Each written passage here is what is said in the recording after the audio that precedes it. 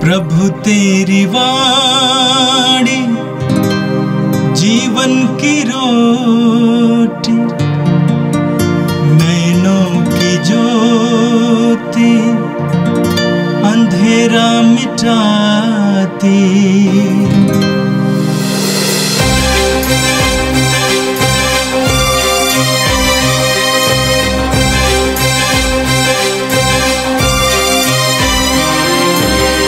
प्रभु तेरी वाणी जीवन की रोटी, नैनों की ज्योति अंधेरा मिटाती। प्रभु तेरी वाणी जीवन की रोटी, नैनों की ज्योति अंधेरा मिटाती। वाणी वाणी वाणी वाणी वाणी पवित्र है, शाश्वत है, जीवन का मन्ना है। 24 अगस्त बृहस्पतिवार। पहला पाठ प्रकाशना ग्रंथ अध्याय 21 पद संख्या 9 से 14। एक स्वर्गदूत ने मेरे पास आकर कहा, आओ मैं तुमको मेमने की दुल्हन दिखाऊंगा। मैं आत्मा से आविष्ट हो गया और स्वर्गदूत ने मुझे एक विशाल तथा ऊंचे पर्वत पर ले जाकर पवित्र नगर यरूशलेम दिखाया। वह ईश्वर के यहाँ से आकाश से उतर रहा था। वह ईश्वर की महिमा से विभूषित था और बहुमूल्य रत्न तथा उज्ज्वल सूर्यकांत मणि की तरह चमकता था। उसके चारों ओर एक बड़ी और ऊंची दीवार थी जिसमें 12 फाटक थे और हर एक फाटक के सामने एक स्वर्गदूत खड़ा था। फाटकों पर इस्राएल के 12 वंशों के नाम अंकित थे। पूर्व की ओर 3 और उत्तर की ओर 3, पश्चिम की ओर 3 और दक्षिण की ओर 3 फाटक थे। नगर की दीवार नींव के 12 पत्थरों पर खड़ी थी और उन पर मेमने के 12 प्रेरितों के नाम अंकित थे। यह प्रभु की वाणी है। संत जोगन के अनुसार पवित्र सुसमाचार अध्याय 1 पद संख्या 45 से 51 तक। फिलिप नतानियल से मिला और बोला, मूसा ने संगीता में और नबियों ने जिनके विषय में लिखा है वही हमें मिल गए हैं। वह नसरत निवासी जोसेफ के पुत्र यीशु है। नतानियल ने उत्तर दिया, क्या नसरत से कोई अच्छी चीज़ आ सकती है? फिलिप ने कहा, आओ और स्वयं देख लो। यीशु ने नतानियल को अपने पास आते देखा और उसके विषय में कहा, देखो ये एक सच्चा इस्राएली है, इसमें कोई कपट नहीं है। नतानियल ने उनसे कहा, आप मुझे कैसे जानते हैं? यीशु ने उत्तर दिया, फिलिप द्वारा तुम्हारे बुलाए जाने से पहले ही मैंने तुमको अंजीर के पेड़ के नीचे देखा। नतानियल ने उनसे कहा, गुरुवर, आप ईश्वर के पुत्र हैं, आप इस्राएल के राजा हैं। यीशु ने उत्तर दिया, मैंने तुमसे कहा, मैंने तुमको अंजीर के पेड़ के नीचे देखा, इसीलिए तुम विश्वास करते हो। तुम इससे महान चमत्कार देखोगे। यीशु ने उससे यह भी कहा, मैं तुमसे कह देता हूँ, तुम स्वर्ग को खुला हुआ और ईश्वर के दूतों को मानव पुत्र के ऊपर उतरते चढ़ते हुए देखोगे। यह प्रभु का दिव्य सुसमाचार है। क्रिस्त प्रभु की जय। प्यारे भाई और बहनों, आज एक कैथोलिक कलीसिया संत बर्थोलोमी का त्यौहार मनाती है। संत बर्थोलोमी को 12 शिष्यों में से एक हम लोग मानते हैं। जो पाठ हमने सुना, इसमें नतानियल के बारे में लिखा है। प्रेरितों का जो लिस्ट सूची हम मत्ती और लूकास इत्यादि जो सिनॉप्टिक गॉस्पेल है उसमें बर्थोलोमी का नाम दिया है, परंतु योगन के लिस्ट में विशेष करके हम जानते हैं योगन का सुसमाचार अध्याय 21 पद संख्या 2 में नतानियल का नाम आया है। आज के पाठ में भी नतानियल का नाम आया है। शायद नतानियल और बर्थोलोमी एक ही व्यक्ति हो सकते हैं, क्योंकि एक व्यक्ति का एक से ज़्यादा नाम होते हैं। बर्थोलोमी का अर्थ है बार माने पुत्र, जैसे पेट्रुस के बारे में एक बार जोना का पुत्र। बर्थोलोमी का अर्थ है बर्थोलोमी का अर्थ है फार्मर, किसान का बेटा। बर्थोलोमी के एक ही अर्थ होता है। नतानियल का नतन अर्थात तोहफा, गिफ्ट, और एल का अर्थ है ईश्वर के द्वारा दिया गया तोहफा, ईश्वर का प्रसाद, ईश्वर की तरह हमारे लिए ईश्वर का जो गिफ्ट है। नतानियल का अर्थ ये भी है। इसलिए अलग अलग नाम एक व्यक्ति का हो सकते हैं, और हमारे परंपरा में भी हम ऐसे लोगों को एक से ज़्यादा नाम से पुकारते भी हैं। किसी का ऑफिशियल नाम रहता है, कुछ का और अनऑफिशियल नाम रहते हैं। आर्मेनियन चर्च से संत बर्थोलोमी को अपने पहला मध्यस्थ और पहला सुसमाचार की सेवक और शिष्यों में से 12 में से एक वो अर्मेनिया ये वहाँ पर यीशु के लिए गवाही दिया, वहाँ पर वो शहीद हुए, ऐसा ही लोगों की धारणा विश्वास है। संत जूदेस तदेउस के साथ संत बर्थोलोमी को भी वे लोग मध्यस्थ मानते हैं। 14वीं शताब्दी से जैसे संत जेरोम है और संत यूसेबियस, ये लोग लिखते हैं कि बर्थोलोमी ने भारत में यीशु के गवाही दिया और यीशु के सुसमाचार की घोषणा करते हुए भारत में आए थे, भारत में रह थे। हो सकता है कि ये भारत आए थे और कल्याण, कोंकण इत्यादि बॉम्बे और महाराष्ट्र के उस प्रांतों में काम किया, क्योंकि कुछ ऐसे परंपरा है कि लोग मानते हैं कि वे बहुत परंपरा से प्रभु में विश्वास करने वाले हैं। हमारे देश में संत थॉमस जरूर आए हैं, वो तो कोडंगलूर से दक्षिण की ओर गए थे और मद्रास मयलापुर में, चेन्नई के पास मयलापुर में शहीद हुए।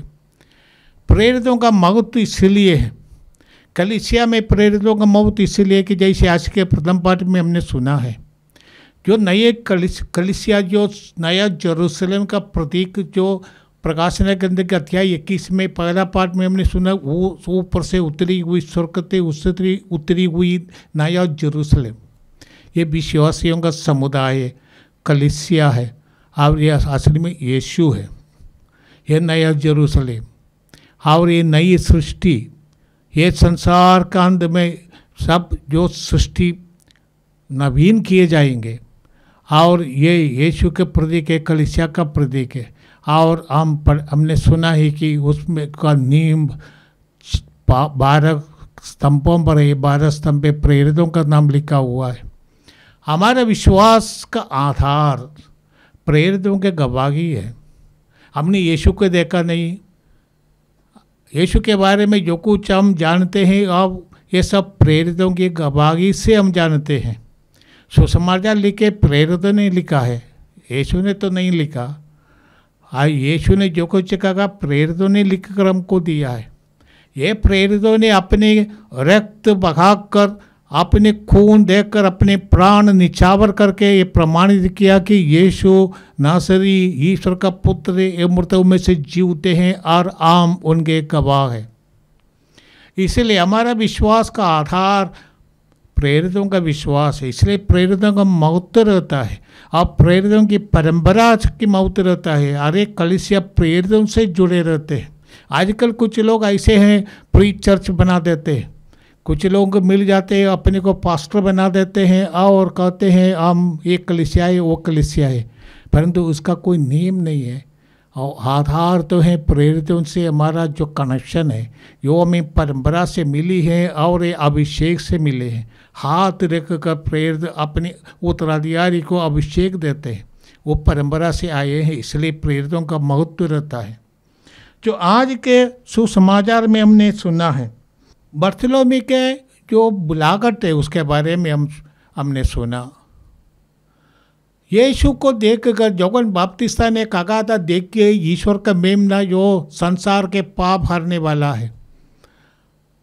यूहन्ना बपतिस्ता ने अपने शिष्यों को कहा कि यीशु है वो आने वाला, वो संसार के पाप को मिटाने वाला। ये सुनकर यूहन्ना का 2 शिष्य, उनमें से एक अंद्रयास है जो पेतरुस का भाई है, और 2 लोग यीशु के पास गए थे और यीशु के साथ रहा और उन्होंने देखा, अविश्वास किया कि यही है आने वाला मसीह।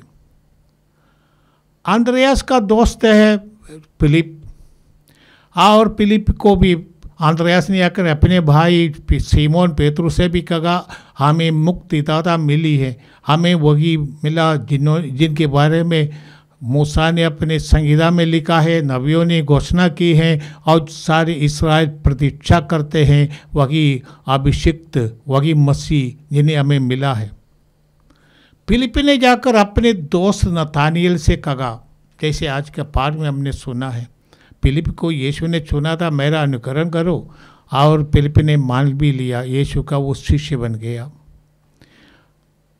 और नतानियल के पास आकर फिलिप कहते हैं, मूसा के संहिता में जिसकी वर्णना है, जिसके बारे में भविष्यवाणी की गई है नबियों ने, हमें वही मिला है, वही मुक्तिदाता, और वही है नासरत के यीशु, जोसेफ के बेटा। क्योंकि जनता के सामने जोसेफ का बेटा के रूप में यीशु माने जाते थे। वे लोगों को पूरी बात मालूम नहीं है कि यीशु पवित्र आत्मा के शक्ति के द्वारा कुंवारी मरियम से जन्मे हैं। यीशु के बारे में बात सुनकर नतानियल कहते हैं, क्या नासरत से कोई अच्छी चीज़ आ सकती है? शायद उनका ये पूर्वाग्रह, प्रेजुडिस, नासरत से कुछ अच्छी चीज़ नहीं आ जाएगा, इसलिए उसने कह दिया।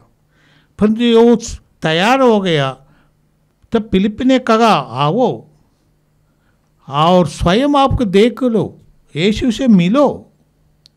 ये निमंत्रण है, हम सबों को ये निमंत्रण है यीशु से मिलने के लिए, क्योंकि हम प्रेजुडिस से, हम पूर्वाग्रस्त होने से यीशु के बारे में गलत सोच रखते होंगे, या यीशु के बारे में हम सोचे विदेशी है, ये यहूदी है, या ये कोई अन्य धर्म का ये प्रचारक है, इत्यादि इत्यादि। यीशु सबों के लिए, यीशु ईश्वर का नाम शब्द मनुष्य के बीच निवास करने वाला है। यीशु सभी लोगों के लिए, इसलिए यीशु के पास जाने से हमारे जीवन में चमत्कार होने लगता है। फिलिप ने नतानियल से कहा, आओ और स्वयं देख लो। तो फिलिप नतानियल को लेकर यीशु के पास जा रहे। यीशु उन दिनों में कफरनाउम में है, और हम जानते हैं फिलिप इत्यादि ये बेतसैदा का निवासी है, ज़्यादा दूर नहीं है, गांव आसपास का गांव है। और यीशु ने नतानियल को अपने पास आते देखा, और यीशु ने नतानियल के बारे में कहा, देखो ये एक सच्चा इस्राएली है, इसमें कोई कपट नहीं है। यीशु ने नतानियल के बारे में ये कहा। यीशु से ये सर्टिफिकेट बोलना इतना आसान नहीं है। हर एक व्यक्ति के मन की बात को भी जानने वाला यीशु, और यीशु नतानियल को खूब जानते हैं, इसीलिए यीशु ने नतानियल के बारे में कहा। इतनी बड़ी प्रशंसा यीशु के मुख से सुना, नतानियल भी अचंभे में पड़ गया, आश्चर्यचकित हो गया। और नतानियल ने यीशु से कहा, प्रभु आप मुझे कैसे जानते हैं? पहली बार आप मुलाकात करते हैं, आप मुझे कैसे जानते हैं? यीशु ने नतानियल से कहा, फिलिप, तुम्हारे बुलाए जाने से पहले ही मैंने तुमको अंजीर के पेड़ के नीचे देखा। केवल यीशु और नतानिएल जानते हैं नतानिएल ने अंजीर के पेड़ के नीचे क्या किया। अंजीर का पेड़ कई गांव का ये पेड़ होगा और अंजीर का पेड़ यहूदियों के लिए एक पवित्र पेड़ है। मसीह के आने के बाद जो राज होगा उसकी एक चिन्ह है अंजीर का पेड़।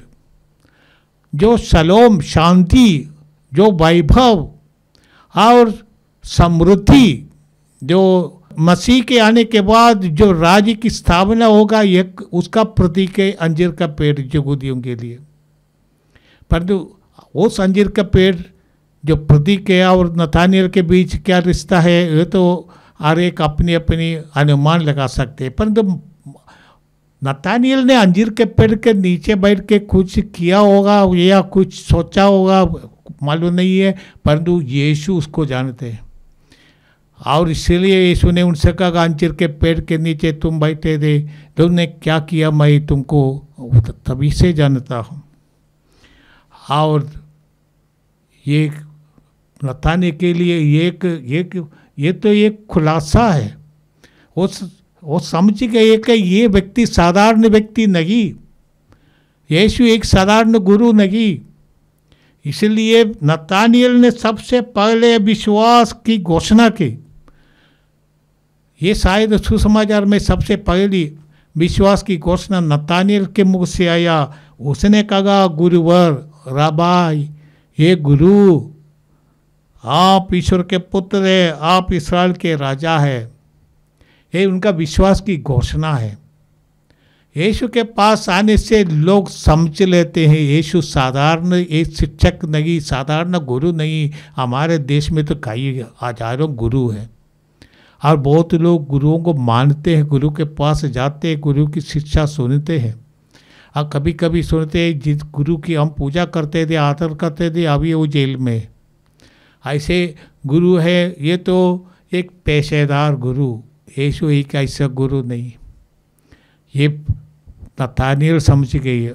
जितनी भी नतानिएल पूर्वाग्रहग्रस्त थे यीशु के बारे में, उनका मन में कोई विश्वास ही नहीं था। ऐसा नतानिएल जब यीशु के पास आए, और यीशु से बातचीत करने से वो समझ गए ये साधारण व्यक्ति नहीं है, ये सचमुच ईश्वर का पुत्र है। यीशु ने उनसे कहा, मैं तुमसे कह देता हूँ, तुम स्वर्ग को खुला हुआ और ईश्वर के दूतों को मानव पुत्र के ऊपर उतरते चढ़ते हुए देखोगे। शायद यीशु के कहने का अर्थ है, तुम जब मेरे साथ आए तभी से तुम समझ लोगे कि ईश्वरीय शक्ति, जो चिन्ह चमत्कार यीशु दिखाएंगे उसकी ओर ये इंगित करते हैं। उससे भी अधिक यीशु के पुनरुत्थान का ये इंगित करते हैं। स्वर्ग खुला हुआ देखेंगे, स्वर्गदूत उतरते चढ़ते हुए देखोगे। और ये सब का अर्थ है कि जैसे याकूब का एक स्वप्न हुआ था, वो स्वर्ग तक पहुंचने वाले एक सीढ़ी और स्वर्गदूत उतरते चलते हुए उसने देख लिया था, वो स्वप्न था। परंतु यीशु कहते हैं तुम महान कार्य देखोगे। तुमने केवल जब मैंने कुछ तुमसे कहा, तुम्हारे बीती हुई कुछ बातें तुमसे कहा तो तुम विश्वास करने लगे, परंतु जो तुम मेरे साथ रखोगे तुम इससे भाई महान कार्य देखोगे।